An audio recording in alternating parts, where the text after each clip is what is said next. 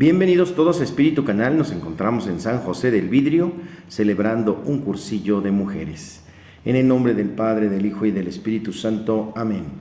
Damos gracias al Señor que nos permite estar aquí en este lugar tan tranquilo, con un clima frío, pero con un corazón verdaderamente fervoroso.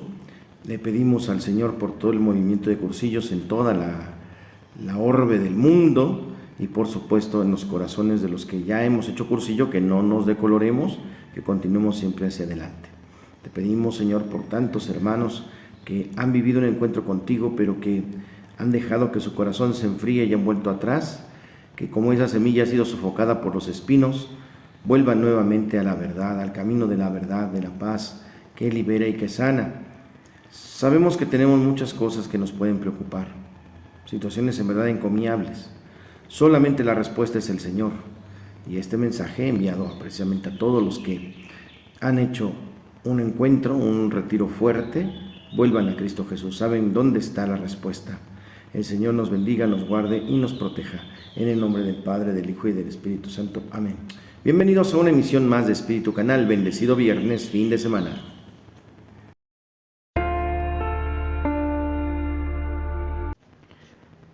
Lectura del Santo Evangelio según San Mateo, capítulo 12, versos del 1 al 8. En sábado atravesaba Jesús por los sembrados. Los discípulos que iban con él tenían hambre y se pusieron a arrancar espigas y a comerse los granos. Cuando los fariseos los vieron, le dijeron a Jesús: «Tus discípulos están haciendo algo que no está permitido hacer en sábado». Él les contestó: ¿No han leído ustedes lo que hizo David una vez que sintieron hambre él y sus compañeros? ¿No recuerdan cómo entraron en la casa de Dios y comieron los panes consagrados, de los cuales ni él ni sus compañeros podían comer, sino tan solo los sacerdotes?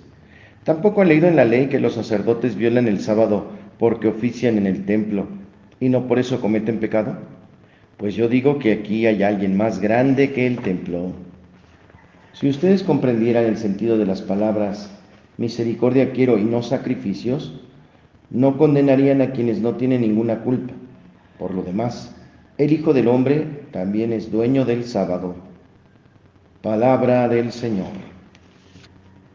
En el Evangelio de hoy, pues vemos esta realidad acerca del sábado. Sabemos que el Señor dice: está hecho el hombre para el sábado, sábado para el hombre. Yo también, como Dios, soy dueño del sábado. Entonces no es verdad que el sábado es el día de Dios, ahora será el domingo en la resurrección. Pero les pone también los asegúnes de decir: no se puede supeditar el amor o el servicio, la caridad, la ayuda, si es en sábado. O sea, si esto se toma como una actividad de trabajo. Esto desde la idea judía. Y también dice, ¿verdad? Quiero que entiendan clarito lo que es misericordia no, sacrificio, misericordia sí, perdón, sacrificio no. Lo analizábamos en alguna misa dominical donde decimos que el sacrificio sí es importante, pero no tiene cabida o no tiene valor si el sacrificio es sin más. O sea, el sacrificio por el sacrificio, vamos a pensar en el latigarme sin más, o ir de rodillas a la villa sin más, dañarme mis rodillas. Eso no creo que le sirva mucho a Dios. El sacrificio quiere decir dejar aquello que me aleja de Él. Me va a costar trabajo, ahí está el sacrificio. O también ofrecer con gozo y alegría lo que me gusta hacer por el bien de los demás. Ya tiene más sentido, ¿no? Que simplemente lastimarme, eso de que le ayuda a alguien, ¿verdad? La mortificación es otra cosa. La mortificación tiene un sentido, ¿verdad?, de crecimiento humano y espiritual. Y en el tiempo, por ejemplo, del monacato, sí había mucho esta cuestión del sacrificio, pero siempre bajo una tutela espiritual, bajo el director espiritual que me ayudara a crecer en mi fe, ¿verdad? Decirme esto sí se puede, esto no se puede, por bien de tu proceso espiritual. Entonces lo debemos de tener en cuenta para comprender mejor el Evangelio de hoy, que nos dice: misericordia quiero y no sacrificios. O sea, que tu corazón ame y vea los asegúnes, que no vea la ley fría de hoy no se hacen estas cosas, sino qué es lo que puede suceder o cómo puede pasar. En el nombre del Señor, el Evangelio de hoy. Ahí estamos.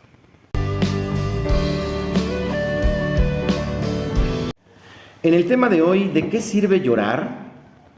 No sirve de nada llorar, dice un lugar común. La angustia que se contagia al ver llorar a otros nos mueve a querer reprimir su dolor. Ya no llores, porque tu dolor me lastima. Esto parece repetirse de diversas formas en nuestra cultura insensibilizada por una falsa virilidad. En cambio, la experiencia nos dice que el llanto es un alivio natural al sufrimiento. La muerte, por ser irremediable, es sin duda el motivo que más podría reclamar llanto. Los duelos se sanan regando con esa agua bendita de Dios la presencia de la paz, negando con llanto las semillas de vida que se sembró quien ha muerto para que fructifique en un futuro que ahora cultivamos. Todo tiene su momento y cada cosa tiene su tiempo bajo el cielo, su tiempo de nacer, morir, llorar, de reír. Se lee en el Eclesiastés 3:1-3, indicando que el llanto traerá consuelo y alegría. Sin embargo, hay duelos que sin duda aparentan ser interminables, donde parece que solo se llorará y nunca se volverá a reír, como llagas que nunca se sanan. Cabe mencionar que nosotros tuvimos la gran bendición de tener la inspiración de inventar la misa de despedida.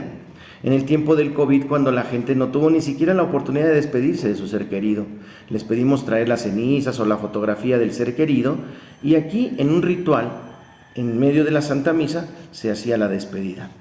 Entonces, ante los homicidios y los desaparecidos, ¿de qué sirve llorar? En toda Latinoamérica son miles de jóvenes asesinados a manos del crimen organizado, con circunstancias nunca esclarecidas y cuyos responsables quedan impunes. Otros miles más permanecerán desaparecidos sin que sus familiares puedan tener el alivio de encontrar sus restos o alguna pista sobre su paradero, buscándolos hasta que se desaparezca la última esperanza de hallarlos con vida. Las muertes de jóvenes, fruto de una injusticia, provocan mucha dificultad. No permiten encontrar un nuevo tiempo para reír. ¿Por qué suceden en un tiempo inesperado? Nos resistimos a aceptar que ya te tocaba morir. A un joven o a un niño que muere asesinado son muertes fuera de tiempo que piden el llanto cese hasta que se conozca que son muertes indebidas e injustas. Con las lágrimas de María al pie de la cruz, viendo a su hijo injustamente clavado, Juan 19:25-27. Solo la verdad y la justicia devuelven el poder sanador al llanto. Es ese el reclamo de tantos padres y madres de jóvenes a los que no se les esclarece las verdaderas razones de su muerte. Estas heridas no cicatrizan, sobre todo cuando la mentira vuelve a lacerar su recuerdo. Sangran cada que un gobernante sugiere que murieron porque estaban vinculados al crimen. Cada que se culpa a actores materiales y no a quienes están coludidos con las mafias. Cuando su desaparición irresuelta oculta la verdad de la barbarie, o cuando se insinúa que las madres buscadoras son plañideras que realizan su labor con fines políticos. La verdad nos hará libres, Juan 8:31. Como cristianos no podemos llamar a la muerte injustas, muerte que ocurre en su tiempo, como si fueran parte del plan de Dios. Pretender que Jesús muriera en la cruz era parte del plan de Dios. Es en el fondo una horrenda imagen de un padre sádico que se solaza en el sangriento martirio de su hijo, o la de un padre insensible que a sabiendas de esto envía a su hijo a enfrentar un trágico destino para resolver sus propios intereses. ¡Qué terribles visiones dolorosas de Dios! Nadie que tenga hijos podrá aceptar que eso procede de un padre bueno. La muerte de los inocentes, como la muerte de Jesús, son terribles injusticias, no un plan prefabricado por Dios. A Jesús no le tocaba morir, igual que no era el momento de tantos jóvenes que mueren y desaparecen impunemente. La respuesta de Dios a este llanto, a esta denuncia de la muerte injusta, es la resurrección de Jesús. Su muerte no queda sin justicia, ni enterrado entre los muertos. Hechos 13:30. Esa es la respuesta definitiva del Dios al dolor de los inocentes, la respuesta que celebramos en la Pascua y en cada Eucaristía. Dios consuela a los que sufren injustamente con la resurrección. En el tema de hoy, ¿de qué sirve llorar?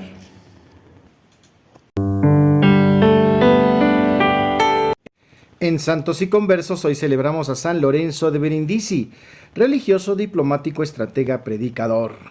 Este capuchino era muy piadoso y tenía éxtasis al celebrar la misa. Un día Jesús se le apareció y le dio la comunión. César de Rossini nació en Brindisi, ciudad del Reino de Nápoles, en el 1559, perteneciente a una importante familia veneciana. A los 6 años ya llamaba la atención por su memoria prodigiosa. Supo repetir de memoria un sermón que había escuchado. Pronto quedó huérfano de padre y fue acogido entre los niños oblatos de los franciscanos conventuales de Brindis. Posteriormente murió su madre y fue a vivir con un tío sacerdote en Venecia. Estudió en el colegio de San Marcos. En la ciudad conoció a los capuchinos y a los 16 años ingresó en el convento de esta orden en Verona. Al mirar a Cristo tendré fuerzas. Cuando pidió ser admitido, el superior le advirtió que la vida que llevaría debía ser dura y austera. El joven contestó: Padre, ¿en mi celda habrá un crucifijo? Sí lo habrá, respondió el superior. Pues eso me basta. Al mirar a Cristo crucificado tendré fuerzas para sufrir por amor a Él cualquier padecimiento. Como capuchino tomó el nombre de Lorenzo. Además de estudiar filosofía y teología en la Universidad de Padua, el santo tenía un dominio extraordinario de lenguas. Hablaba griego, hebreo, alemán, bohemio, francés y español. Enseguida manifestó su don para la predicación, que decidió emplear para llevar las almas a Dios. Hubo muchas conversiones. Era un hombre mortificado que dormía sobre tablas, se levantaba por las noches a rezar salmos, ayunaba, comiendo solo pan y verdura, se esforzaba por estar siempre de buen humor y alegre. Un sacerdote le preguntó un día: Fray Lorenzo, ¿a qué se debe su facilidad para predicar? A su formidable memoria. Él respondió: en buena parte se debe a mi buena memoria, en otra buena parte a que dedico muchas horas a prepararme. Pero la causa principal es que encomiendo mucho a Dios mis predicaciones. Cuando empiezo a predicar se me olvida todo el plan que tenía y empiezo a hablar como si estuviera leyendo un libro misterioso venido del cielo. Ya como sacerdote predicó en Padua, Verona, Vicenza y otras ciudades del norte de Italia. Para el año de 1596 se desplazó a Roma a ejercer el cargo de definidor de su orden. San Lorenzo conocía muy a fondo los textos bíblicos en su lengua original, y el Papa Clemente VIII le pidió que trabajara especialmente por la conversión de los judíos. Así fue y tuvo éxito en la tarea. Con las víctimas de la peste también fue instrumento fiel en la lucha contra el protestantismo en Alemania, a donde le enviaron sus superiores. Viajó con el beato Benito de Urbino y primero se dedicó a atender a las víctimas de la peste para más tarde fundar conventos en Praga, Viena y Gorizia. En el año 1602 fue elegido superior general de la Orden de los Capuchinos.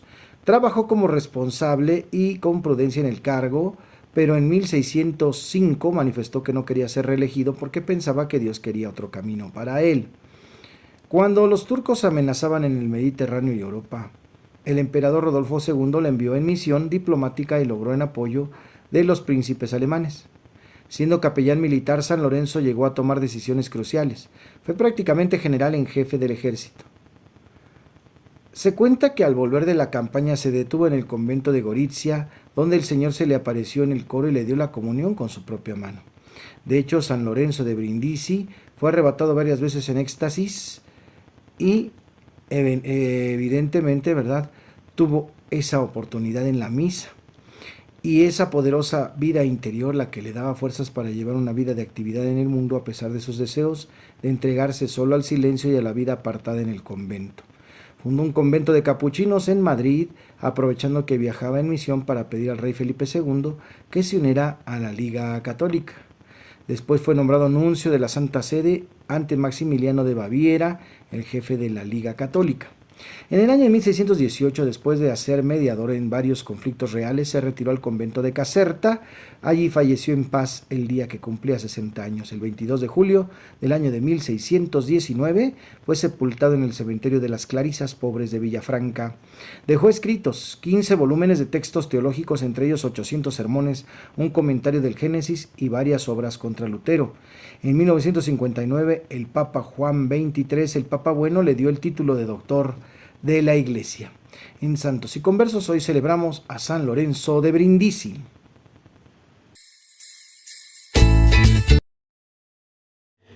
En la Rola del Alma les recomiendo Dolorosa de pie junto a la cruz, música para Dios. Este canto se usa mucho en la Cuaresma, en el canal de Cantemos al Amor de los Amores. Bienvenidos y adelante.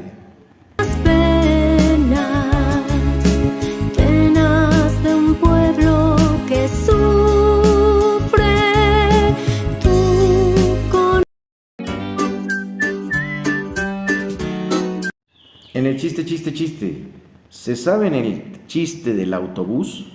¿No? Suele pasar. Señor Jesús. En Curiosidades de la Iglesia Católica, las actitudes al entrar en la Santa Misa.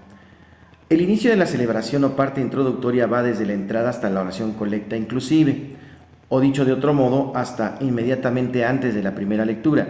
Esta parte es muy determinante, es decisiva para lo que va a venir enseguida, por esto la urgencia de llegar a tiempo. Este cuidado lo merece al respecto a la fe, a la comunidad, nos lo merecemos nosotros. Por mucho tiempo se insistió en que la obligación grave comenzaba hasta después de las lecturas. Ahora miramos el asunto de otro modo. Vemos la importancia enorme de reunirnos en la fe antes de escuchar la palabra. El canto de entrada nos pone en situación de fe y nos abre el don de Dios en su palabra, en sus sacramentos, nos pone en la línea de la espiritualidad especial del tiempo litúrgico y de la fiesta que se celebra. La invocación trinitaria nos pone ya desde el inicio en el dinamismo fundamental de la vida trinitaria, nos ponemos conscientemente en el mismo movimiento vital de Dios. El acto penitencial nos hace ser conscientes de la necesidad que tenemos de Dios, reconociendo nuestra miseria, nos acogemos confiadamente a la misericordia divina, nos arrepentimos de lo que nos separa de Dios. No es sino en un acto de purificación previa, sino apertura a la acción salvífica de la palabra y el sacramento. El himno cántico de trinitario del Gloria a Dios en el cielo es precisamente que tenemos en las fiestas normales. Es muy venerable el texto que debemos respetar y no cambiarlo por algún trisagio o otro canto que diga gloria. En la oración colecta, después de la monición oremos, toda la comunidad se recoge en oración silenciosa que luego el presidente reúne, por eso se llama colecta, y la expresa presidencialmente. El sacerdote saluda a la comunidad con una fórmula bíblica y nosotros respondemos, y con tu espíritu. Ese espíritu no es el alma del sacerdote, sino que según expresión teológica oriental, como San Juan Crisóstomo, es el Espíritu Santo que el sacerdote ha recibido para poder realizar los sacramentos. Por esto, sería un error y una trivialización contestar y también contigo, como algunos hacen. Es en realidad, ¿verdad? Y con tu espíritu, el espíritu que se ha recibido y que se comparte. Esto en Curiosidades. Ya me trabé.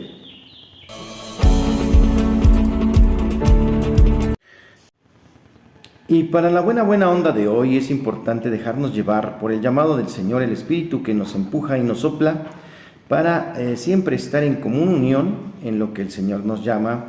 Puede ser el apoyo a otros grupos, a otros movimientos, a otras parroquias, a otras comunidades. Esto es muy sano porque nos ayuda siempre a crecer en el Espíritu y estar disponibles a servir a tiempo y a destiempo a donde Dios nos llame. Es cierto que muchas veces los sacerdotes decimos a los laicos que sirvan en su comunidad, pero también soy muy consciente, muy claro que muchas veces en esa comunidad no hay el servicio, no se permite trabajar, no se quiere tal movimiento, entonces el pobre laico tiene que buscar en dónde servir y a veces hasta no lo dejan ni servir, no lo dejan ni prepararse, etcétera. Comprendemos muchos de esos casos. Sí es recomendable servir dentro de su comunidad, por supuesto, porque es ahí donde se va a dar fruto. Pero hay muchos casos, me consta, los conozco, donde no hay oportunidad más que moverse, buscar la oportunidad en otro lado, donde sí se da la apertura. Son dialogables, son temas que tenemos que tratar también acá en el canal, pero bueno, pues invitamos a todos a estar disponibles siempre a servir. Siéntete en oración, en la libertad de ser soplado, digamos así, por el Espíritu Santo y acudir al Señor. En más de una ocasión me han dicho, Padre, es que dejé de ir al retiro porque tenía que ir a esta cuestión, cuidar a un enfermo, dar una prédica, o no pude ir a este encuentro porque tuve que ir a dar una catequesis. En realidad, con toda santa paz, digamos, nunca dejas a Dios por Dios. Es el mismo Señor a quien servimos, es el mismo Señor con quien estamos, entonces vivamos en esa tranquilidad, esa confianza de saber que realizamos lo correcto. Permítanme darles la bendición de este video. Les agradezco que me acompañen desde San José del Vidrio, aquí realizando este hermoso retiro de cursillistas. Reciban la bendición El Señor les guarde, les protege, les bendiga, haga resplandecer su rostro sobre ustedes y les conceda la paz. Que les bendiga el Padre, el Hijo y el Espíritu Santo. Les acompañe siempre. Yo soy el Padre Jorge Arturo Moreno, muy contento de estar con ustedes siempre. Les invito a que le den like, así dedito para arriba a este video, y compartan con sus amigos para que esta herramienta evangelizadora se conozca. Y por supuesto, más hermanos suscriptores que día a día conozcan nuestra familia, con el único interés de que a Cristo se le conozca y se le ame más. Que así sea en el nombre del Señor. Tengan todos buen fin de semana. Muchas gracias por estar con nosotros. Espíritu Canal.